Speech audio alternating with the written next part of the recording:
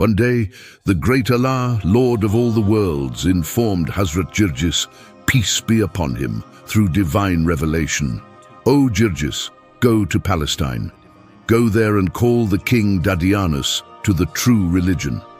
In accordance with this command of the great Allah, Lord of all the worlds, Hazrat Jirjis, peace be upon him, set out toward Palestine with the purpose of proclaiming among King Dadiyanus and his followers the futility of idol worship and the truth that the formless Allah alone is worthy of worship. After covering a long distance, Hazrat Jirjis, peace be upon him, arrived at the court of King Dadiyanus and said to him, O King, you are a person of much knowledge, yet instead of worshipping the true object of worship, you are worshipping something that has no feeling at all.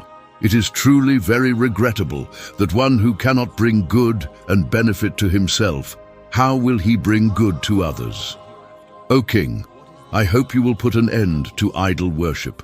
Hearing the words of Hazrat Jirjis, peace be upon him, King Dadiyanus said, if my object of worship cannot bring good to people, then what can your object of worship do?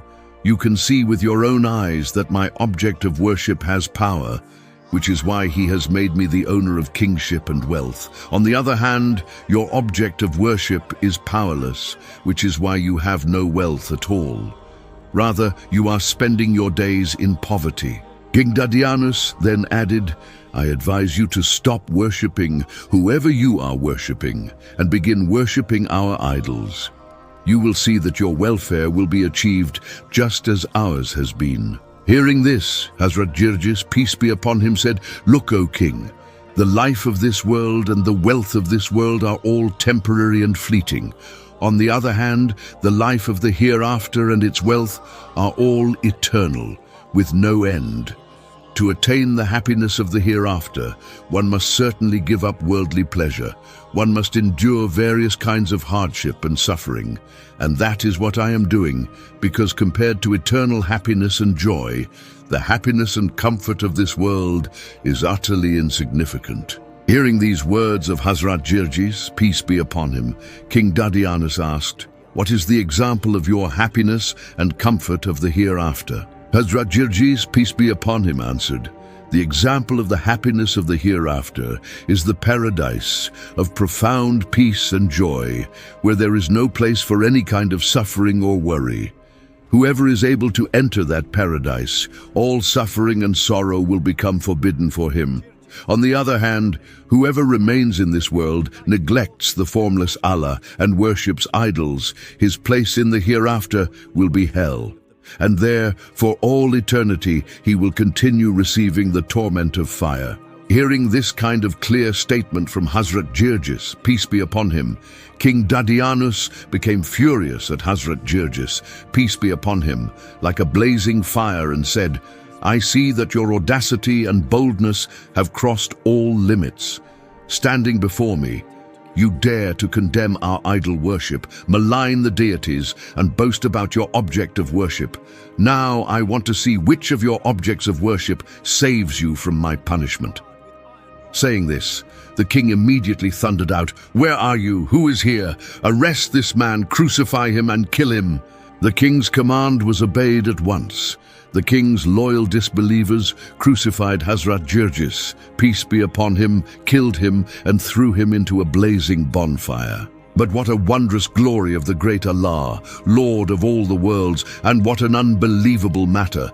After Hazrat Jirjis, peace be upon him, was thrown into the bonfire, in a moment Hazrat Jirjis, peace be upon him, began reciting from within that terrible bonfire in a completely calm and sweet voice, La ilaha illallah.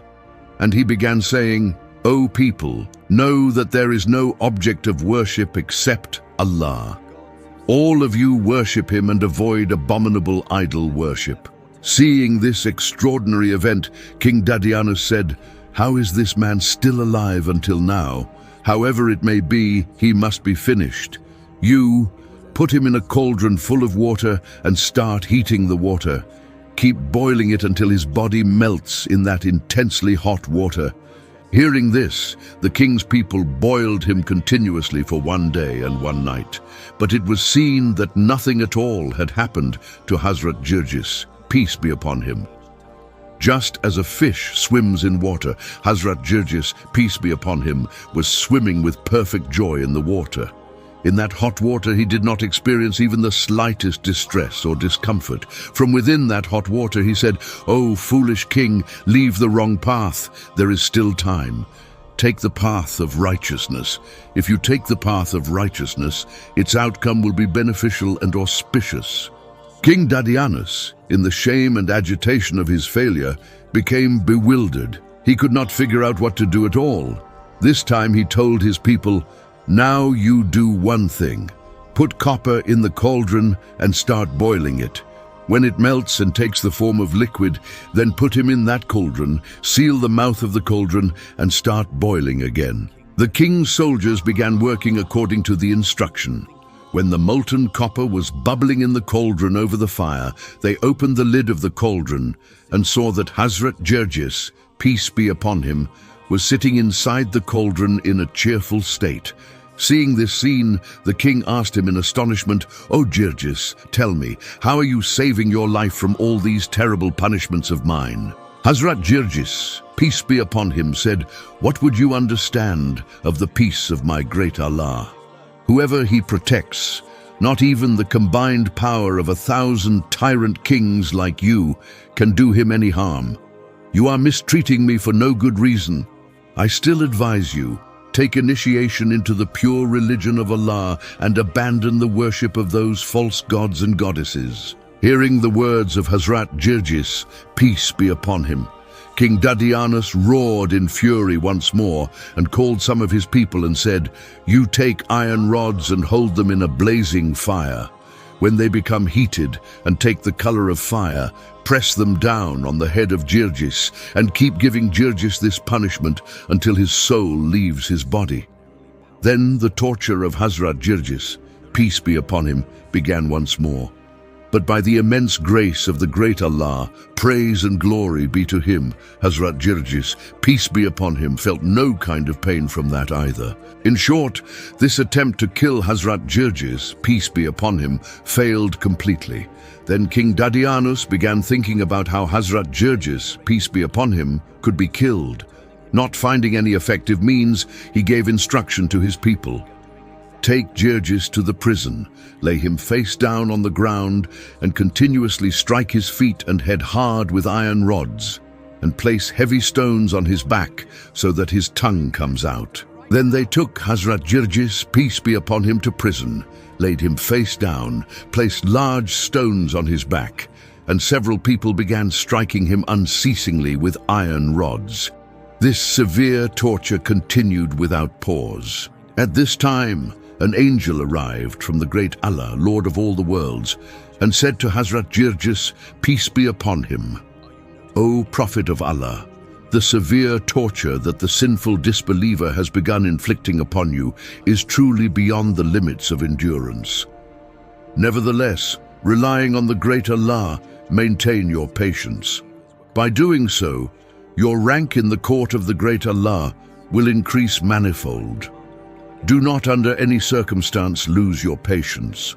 Saying this, the angel disappeared. After this, Hazrat Jirjis, peace be upon him, continued silently enduring the tortures of the disbelievers and kept calling upon Allah, Lord of all the worlds. After the king's people had been administering punishment continuously for 1 month in this manner, when they saw that Hazrat Jirjis, peace be upon him, was lying completely as if dead, and no sign of life was visible in any of his limbs, they thought that Hazrat Jirjis, peace be upon him, had certainly died. Thinking that giving punishment to a dead person was pointless, they removed the stones from the back of Hazrat Jirjis, peace be upon him, and went to the king.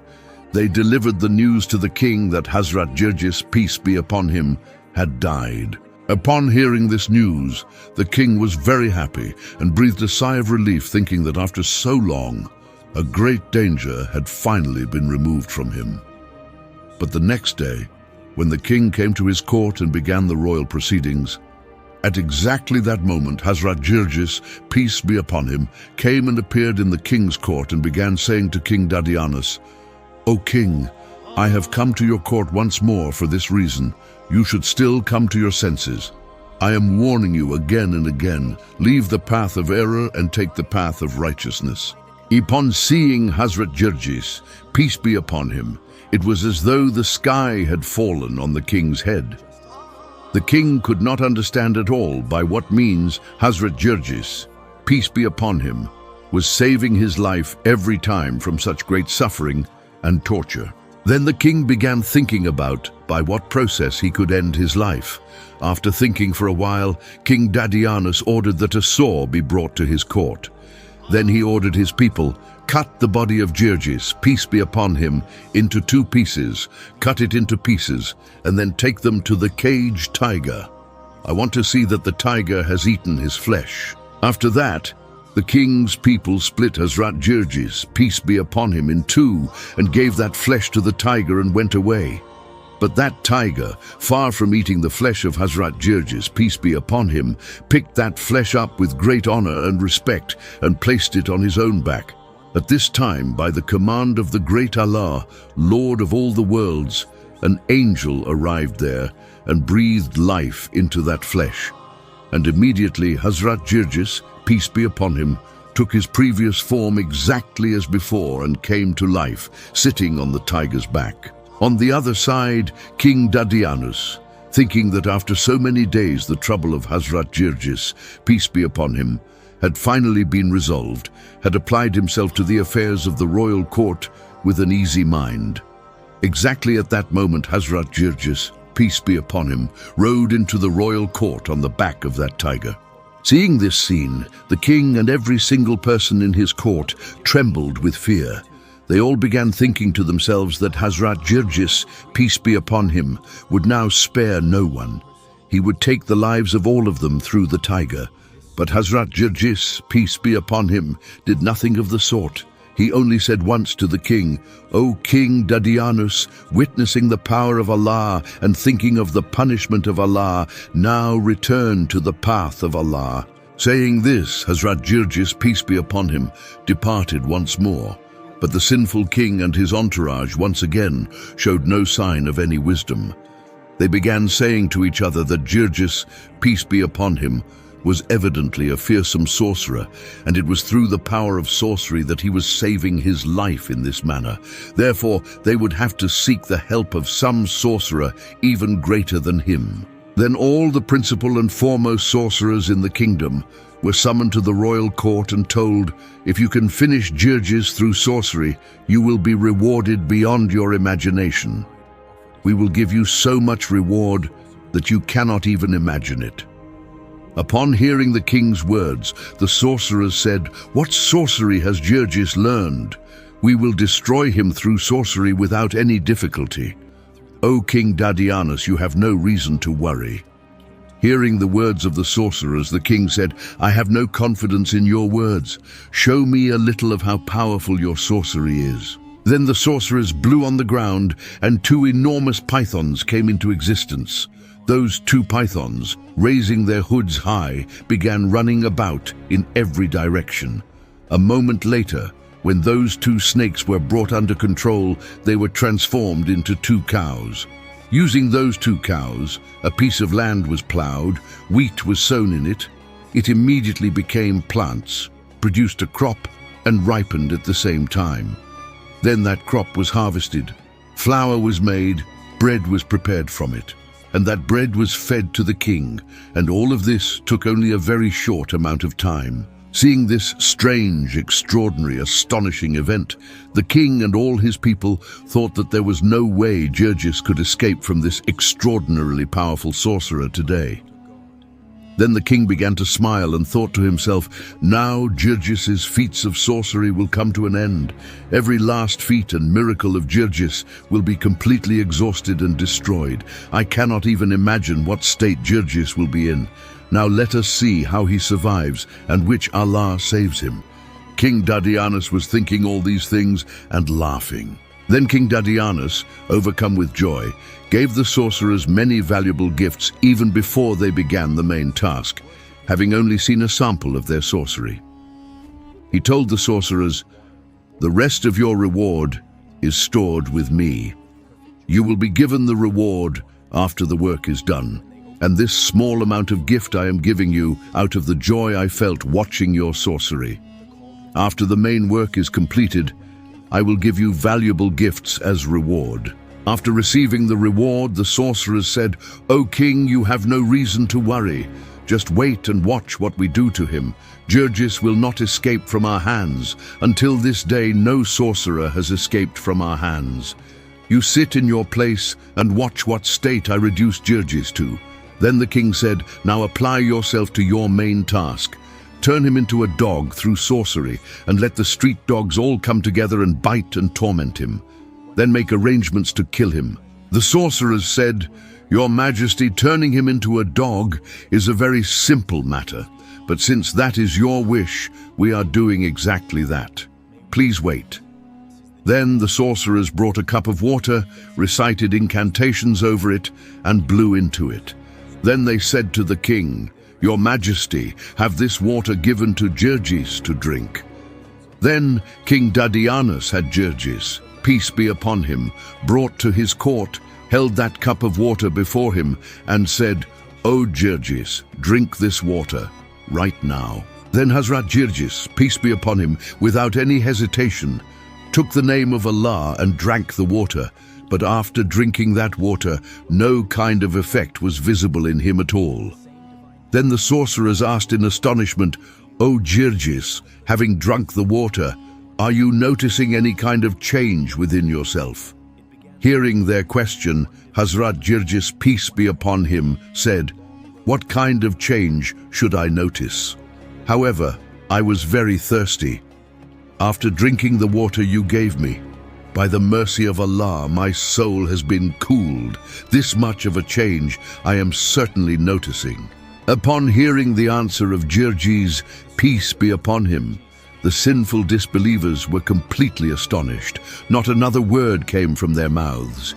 Then the sorcerers said to the king, "Your Majesty, if some powerful and mighty commander had come against you with a great army to fight you, I could have struck him down along with his forces through my sorcery. But Jirjis appears to be a very accomplished sorcerer. We cannot match his power." The chief of the sorcerers, addressing Hazrat Jirjis, peace be upon him, said, "O Jirjis, we acknowledge that you are the greatest sorcerer in the world in this age. We have no objection to accepting you as our master. It seems you possess power equal to that of God himself. Otherwise, there is no person in this world who could remain alive until now after drinking the water we gave you. Yet we see that the water had no effect on you whatsoever." Then Jirjis, peace be upon him, said, "O sorcerers, you have formed a wrong opinion about me according to your own thinking. In reality, I am not a sorcerer, nor am I any god. You acknowledge the great Creator, Allah, Lord of all the worlds, as God, and you are forming the concept of Him as God. The great Allah, Lord of all the worlds, is the possessor of all power. He is all-powerful. He has granted me a mere particle of power from His infinite power." After saying this, Jirjis, peace be upon him, further said, "Whatever any of us does, it is nothing but the manifestation of His power and authority. By His granted help and grace, I am saved from all calamities.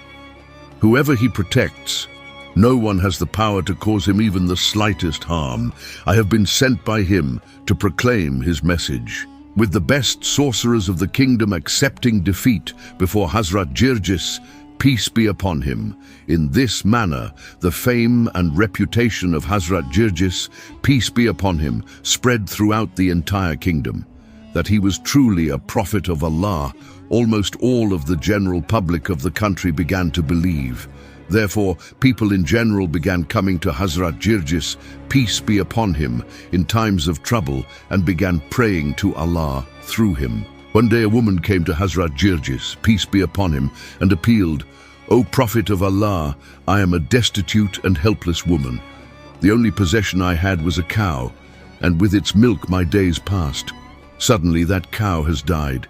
Now I do not know how I will survive. I see no way.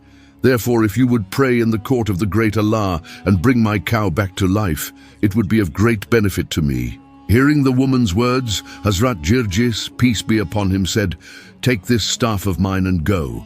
Touch it to the body of your dead cow and say, 'O cow, creation of Allah, come back to life by the command of that Allah.' As soon as you say this, you will see that your cow will come back to life and will give you milk just as before." Then that woman, following the words of Hazrat Jirjis, peace be upon him, took that staff and went to her home.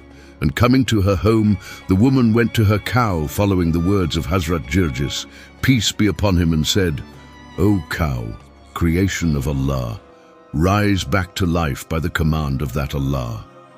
Following the woman's words, immediately by the mercy of Allah, the cow truly came back to life and began giving milk just as before.